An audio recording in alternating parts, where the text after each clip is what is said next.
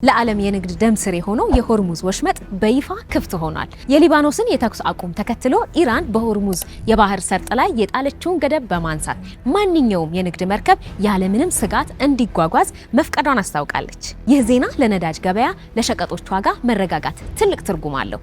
ለምንድን ነው ለሁላችንም ይህ ዜና ደስ ሊለን የሚገባው? ምክንያቱም በዓለም ላይ ከሚንቀሳቀሰው ነዳጅ ውስጥ ሲሶ ወይም ደግሞ 1/3 የሚያልፈው በዚህ ወሽመጥ ነው። የዚህ መስመር መከፈት ማለት ታዲያ የነዳጅ ዋጋ መረጋጋት፣ የትራንስፖርት ወጪ መቀነስ፣ የምግብ ዋስትና መረጋገጥ ማለት ነው።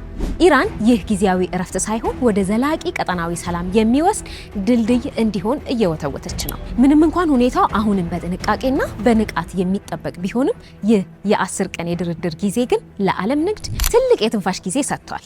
የዓለም አይን አሁንም በመካከለኛው ምስራቅ ላይ ነው። ተስፋችን ይህ የሰላም ብርሃን ፈንጥቆ እንዲቀጥል ነው። ይህ የሰላም ብርሃን በእኛ ሀገር ላይ ምን አይነት ለውጥ ያመጣል ብላችሁ ታስባላችሁ? የሰላም ወሬ ለሁላችንም ነውና ሀሳባችሁን በኮሜንት አጋሩን። ቪዲዮውም ለሁሉም እንዲደርስ ሼር በማድረግ የምስራችሁን አብስሩ።